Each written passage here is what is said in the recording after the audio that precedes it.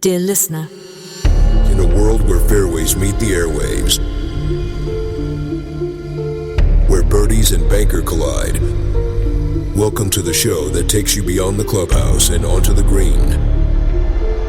Ladies and gentlemen, get ready to step onto the lush greens and dive into the world of divots, drives, and delightful banter. It's time to join the magician for another exhilarating episode of Balls and Tees. Are you ready? the magician. All right, ladies and gentlemen, welcome to another episode of the one and only Balls and Tees. This is Sunday afternoon, 3 o'clock. We're out here at On Call, Champagne Garden, and man, I have to say, what a lovely day. It is winter, but it's quite sunny outside. Never mind the jacket. I had a long weekend, and I had a very interesting weekend out at Seasons Golf Course in Hartbeespoort. We were attending the Tolo Classic Cup, and it was fire. The energy there, people coming all the way from Botswana to participate in that tournament, and then it was a lovely field mixed with both male and females, and we had a lot of fun. With me today, I am here with my colleague, the one and only Sipho Makalema, and we will be sharing a bit more info about what happened in the Tolo Classic. If you want to take part maybe in the next year's tournament, we will definitely share the content so that you can see for yourself what experience you missed. Sipho, how are you doing, my brother? All good, thank you, man. Thank you once again for joining me. I know it is Sunday. You want to enjoy your Sunday, whether on the golf course or with your special one. But my brother, I think today we just needed to recap on what happened on Friday and Saturday. It was our very first time attending the Tolo Classic Cup. And what was your take on it? No, thanks, Pratoni. Thank you very much for that. So I think with the Tolo Classic, it was interesting, I mean, we've been there for 2 days. It was the first time for me actually being at Seasons. Yeah. And then looking at the landscape, the support, they had a couple of players, about 64 of them. Yeah. The organizers. But also because of what was happening there. So, I mean, it's a resort, the place, seeing beautiful wild animals as well. And then most interestingly, that the same golf course was actually shut down for around 2 years. And then obviously the greens were not favorable to the guys. Yeah. Because they were not at good level, but yes, I saw that course. When I was not playing, that course, it seems like you'll have your match there. 100%. That one will kill you, man. It's uphills, downhills. I mean the greens. I mean there's I think it's a hole number 3 or something. Yeah. Hole number 3 or 2. No, actually it's hole number 2. The green. The way is that like you go up the green, but if you go over the green, you start going downhill. Yes, like how? Yeah. So if you're playing there in the morning, you're going to run for your scores. Yeah, but it was a lovely one. But also the most interesting thing is that the people who were actually organizing it. Yeah. Other than Tate Pakiso, it's actually. The family. Yeah. And then interestingly, because we were with them in the morning, they haven't played golf or they don't play golf. So that really tells you that golf is very accommodative. If people then give themselves time to understand, really golfers can manage themselves. So golfers, what they're looking for, they're always looking for a good time. And then your 4-ball determines if you're going to have a good time. So, and then in that way, I mean that's what we've seen. I mean 2 days was a long time, but I was suffering after the first day. but tell me, Sipho, man. I mean, what was quite interesting for me was the fact that the Tolo Classic has been in existence for the past 3 years. This was actually his 4th year, right? Yes. And what really caught my attention or my eye was the fact that it was hosted in Pretoria, right? But majority of the players were from areas within Northwest. I mean, there were guys from Vryburg, Lichtenburg, there were guys from Bloemfontein, there were guys from Botswana. So for a social golf tournament that attracts people from outside the space, which it is hosted. It's quite interesting. And for me, when I looked at it, I was like, no, man, if this can be done, right, with only 64 players from different areas and they're traveling. Remember, they travel, they book for those 2 days just to come and network with other individuals from other areas. It was quite interesting to say how much do people actually love golf? How much do people actually value the time of that the organizers actually took to set up that tournament? Yeah. No. I think you're right. For example, when I was listening to some of the players yesterday, same as we saw them, it was the first time. Yeah. There are people who came in like, this is the first time I played this course. Although their golf was very difficult for them. Yeah. But you will see the players, if they got the good time, they don't leave immediately. 100%. They want to sit, hang out. 19th hole discussions. 19th hole. So the 19th hole, if it's longer, then you know that these guys actually wanted to be here. They got a good time, and it was interesting. I mean, you probably had a few watering holes. It was actually one. Yeah. And then there was one company, Mine Consulting Accountants, who were there to support those guys as well on the first and the second day. 100%. Although on the second day, I saw other entities coming through, like your pro attorneys. But what I then heard from the guys, some of them, they said, hey, it's the first time I've never played this thing before. Yes, this side, but I came to support here. And then, I mean, there was guys from as far as in Mpumalanga. And then that's what golf does. Because then these people are starting to play with the purpose. And then you can imagine the role that golf play in the other industries. 100%. It's not really sport. It's when you look at seasons, they even said that, you know what, we're closed, but then we took this golf course. Some of the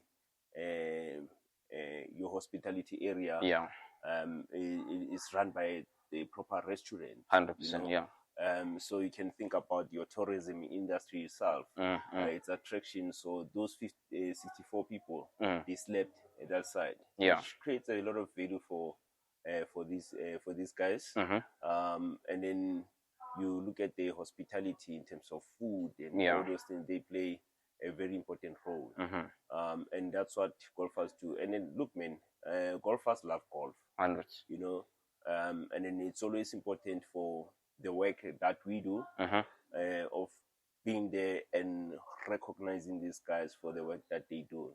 So to them it's fun, but also to them they do it with a purpose. We see it time and again when they do that, when they support each other, and which is the most important thing.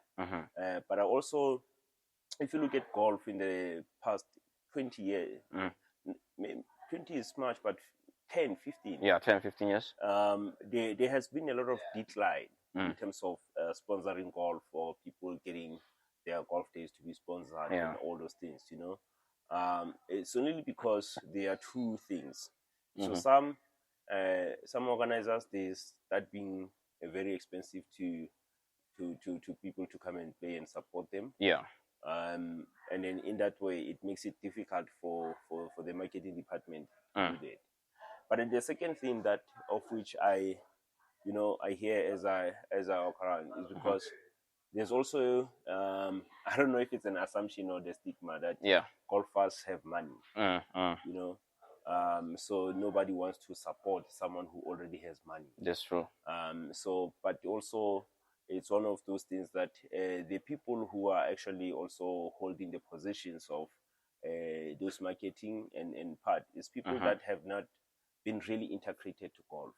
So unless someone goes and actually tells them that people, they organize the golf days so that they can raise money amongst themselves, and then raise money from your guys, support those corporates, because they're going to use that money buy, for example, pads. That's true.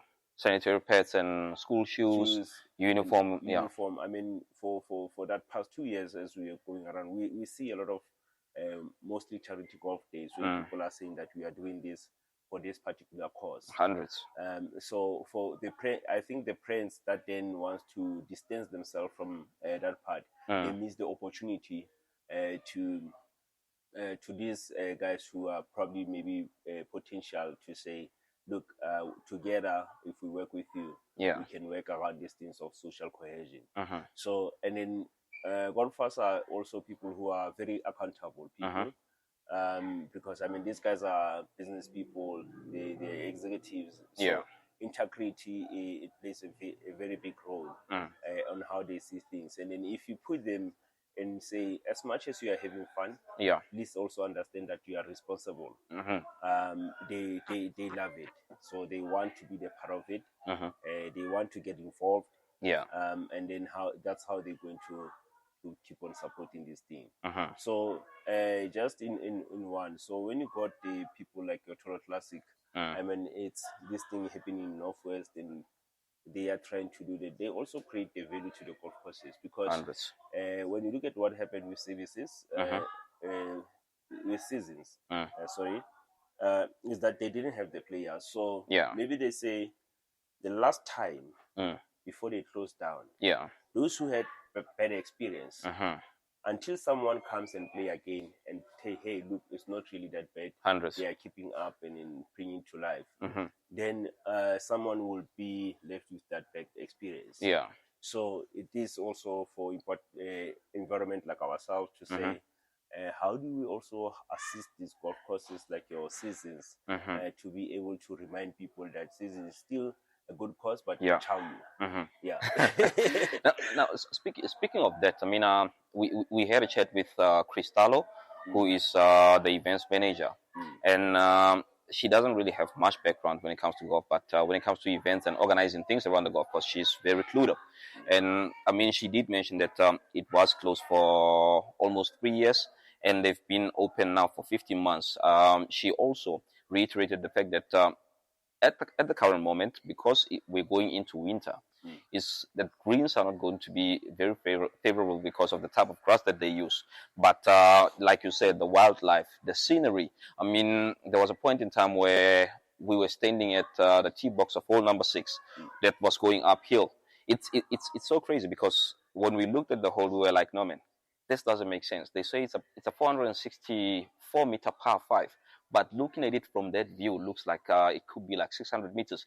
And when we watched the players tee off, I mean, the longest that I saw was just about, let's say, 20 to 30 meters into the fairway. And I had a chat with the individual afterwards, and he said to me, you know what, this thing is a strange thing, because when I looked at the hole, I said, okay, I'm going to smash this ball because I want to be on the green on my second shot. But due to the altitude and all external factors, he stayed on the fairway, but he only got onto the green with his 4th shot, right? So it's a very interesting layout of the course, and I have to say the wildlife there, it's incredible. It's incredible. No, it's amazing. But obviously, I mean, one of the other things that I picked up there is that that golf course punishes, you know. No, big time. But also you do get those part that if people then golf punishes them, they also find things to say, because I mean, the guys who won yesterday, they didn't win because they were playing in the different golf course. They won because everyone was playing that golf course, so it was challenging for everyone. But one thing that I like about golf, it's also golf speaks volumes. It tells you the truth. It will tell you that this man was in the golf course practicing. This one was not practicing. I mean, I played on Wednesday. He told me that, you're not practicing. You see, regardless of how many years you've been playing. So it needs the time. You need to be in the right mind. You need to be there to enjoy. And then that's what these guys were there for. I mean, Friday and Saturday, they were really there to enjoy themselves. You know? And I mean, we saw some of the very interesting players from a distance. Power. So, yes. A very interesting man who, I mean, you can imagine playing on his four-ball. I'm telling you, are going to have an amazing day. The energy is so contagious. Energy, yeah, you know what I mean. So, and then it's, I mean, for the golfers, what they're looking forward to, especially the social golfers. Yeah. They want to be in that environment because that environment at the same time is also secluded. Yeah. So every shot that you are going to face, it's you and that shot. Forget about whoever is in your team or whatever is happening around life. So in that moment of team and looking at that ball, your approach, your mentality to say, this is what I want to do and all those things, it's really you being responsible for it. Yeah. Then it will tear. Definitely. And you know what, speaking of environment, Sipo, I mean, I looked at the players who came through, right? I had engagement with Aus Umpile, who's only been playing golf for less than a year. And she actually got a prize yesterday, right? And then there was Aus Mpokavi, who came there with her son, Muso, right? So the boy is 18 years old. And I said to her, you know what, I like what you're doing with your son, because for as much as you want to play golf, you want to spend time with your son, right? And I think Alsimpo also got a prize as well. And then there's a couple, Mr. John Mutle and his wife, Lindy Mutle. They won trophies. I think John was the overall winner for the night. And from the get-go, he kept on saying, listen, man, I'm not here to try to break my leg. I'm here to enjoy myself. I'm here to spend time with my wife. I'm here to spend time with my friends and to network with whomever I want to get into that space, right? And even after the whole game, after the whole 36 holes, I sat with him and he said, you know what? The way I love the sport and the discipline that it has, I've actually introduced my children as well into it, because I want to take the entire family on such tournaments so that they can get used to the discipline of the golfing environment, right? And this is what I often preach about when it comes to my podcast, to say, guys, if there's anything that we need to do is to build a community, but how can you build a community from the outside if you don't do it from the inside? No, definitely. I mean, you are highlighting very interesting points. So golf, in comparison to other sports, it's also a family sport. Yeah. It's something that you can have with your wife, and go on tour with your wife and children, with your family, with your close friends, and building new friends and all those things. So that's why it's a family oriented sport. Yeah. And then it's not heavy on other people, you know. And then, but also it helps. I mean, there are people who will tell you straight that if it wasn't of golf, they don't know if they'll still be around, because they've got a lot of pressure around these things. So even these people, as they are business people and executives, there's a lot of pressure around 100%. these environments. And then when you then have something that helps you, and then it's in an environment that it's you and the few of your people around, you are now able to relax. I mean, imagine then when people are starting to play with their family, their children. How important it will be to their lives. But also, one thing that every golfer will do, the sport itself, it teaches you integrity. You must be disciplined. You must respect people. You must respect the sport. You know, even where you get to do the tucking and all those things, you need your things to be polished. However, it's designed. It's really designed for people to be gentlemen, because once you start then doing one thing time and again, you end up being actually that person. So if you practice discipline, integrity, you will end up being that person, you know? Because one thing that I know is that if someone cheats on score. So yesterday, then I am sitting with one of the ladies from the sponsors, right?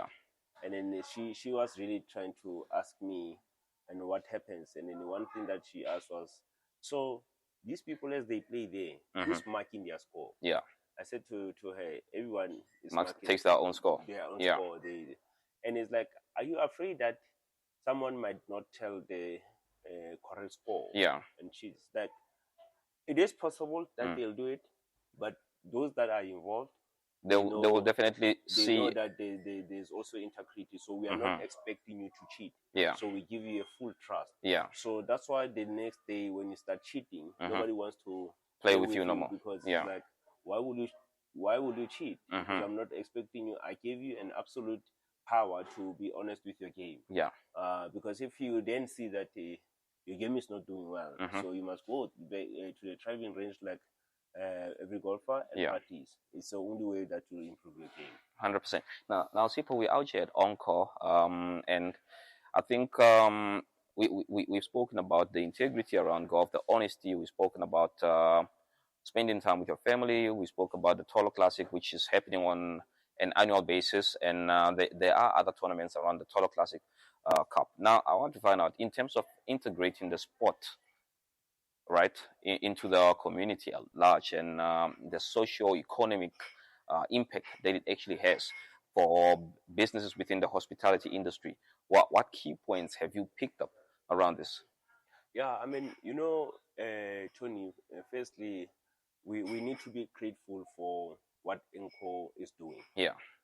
Especially to us. So we bring the new concept in their environment, and they open their hands and say, test it, and see how it works. So obviously, from what we are trying to do is that we need to be grateful that there are people like Enco. I mean, thanks to them and their management who then said to us, guys, come and educate our patrons. Yeah, exactly. Because one thing, it starts with an education. Yeah. And secondly, then people get to it and all those things. Because it's interesting is that some people, when you listen to them, you go around the streets. Yeah. Golf has been created in such a way that it's not accessible. Yeah. You see, only a certain people or a certain type of people are able to play it. Yeah. Play golf. But if you look at in our communities, most particularly the black communities, is that the sports has never been there before. So they are waiting for them to get to another level and they'll be able to play. But golf, we've seen it being in a point that it also creates an opportunity for people. 100%. Because these are it's very tough to find an executive at the office for more than an hour. Yeah, they're always on the go. They're always on the go. They're always in a rush. Yeah. But you can actually spend a minimum of 5 to 6 hours with this person on the golf course, who can even assist you or uplift your life and change your life, through opportunities. And then because it was not there in our lives before, and then now that because we black people also in majority, they are starting to get education, they are being elevated into these positions and as well. We then have to take this golf to them, because we need to show them that, hey, look, within the sport, this is the big role that this sport can actually have in your life. Yeah, exactly, can do. And then even when you look at what they do, so we've seen some social golf groupings around Pretoria, where they will do a golf day for all home age. They'll go and do that for a certain particular purpose. Yeah. But I mean, I'm a firm believer, if something is supporting me to be better, I need to find a way of being able to participate in that part, 100%, so that I can also give back. Yeah. So, and then we when we have your anchors allowing us to come here, this will break the narrative of that part of accessibility.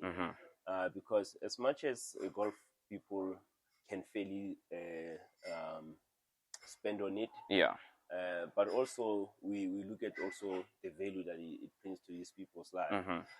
But also the most important thing, Tony, it's really to educate our people, the society, about golf and the value that it can bring into their lives, and then we take it from there. 100%. Ladies and gentlemen, let's go and look at the recaps from the past 2 days at the Tolo Classic, and then we'll be back afterwards, and then we'll be playing some of the interviews that we had with the guys who were on the course. But I just have to say it was a great environment. The energy was passing. I think yesterday I came back around 11 o'clock from the tournament. It was fun. I enjoyed myself, and I look forward to seeing the guys who were there in the upcoming events. I know there's one coming, the Kalahari Cup, that's in Botswana. There's another one that's going to Lesotho, so on and so on. So, I mean, let's build this community. Let's involve those around us, and let's get people into the golf course. Thank you so much, Sipho. I really appreciate, my brother. You must have yourself a lovely Sunday. And, look forward to seeing you on the course again. Hey, Mr. 2020, one thing that I also remember just before I depart on the show, as you are kicking me, is that for the work that you do, a lot of golfers who have interacted with you, they also are proud of the work that you do. Thank you, man. And then, fortunately, we'll say, fortunately, you're the only person who's doing this work that you do. Thank you. And then, because, I mean, to appreciate them, that's how far they also go back to say what this guy is doing. The Tony. So I heard someone is like, this is the Tony, the one with the voice. Yeah. And then, I mean, thank you for doing this for the Golfing Society. Thank you. Let's work to grow the sport. No, 100%. Definitely, even on your show here, I must tell these guys, please put the money for advertising. We need that one so that we continue to grow. It is very important. So if you guys support us, will definitely always be there to support you as well. 100%. Well said, Sipho, and I couldn't have said it much better than you said it. So I just have to say thank you once again for joining us on Sunday. This is Balls and Tees, the one and only magician, signing out. And I believe that within this environment, there's a lot of people who want to know about golf. We are here to talk to you. If you just walk into Encore, I would love to sit with you and talk to you about golf. Right. Have yourself a lovely Sunday. Goodbye. The Magician. Dear listener, please note that a pre-recorded session will be uploaded on Spotify at the end of the live session. No live calls and interactions will be available on Spotify.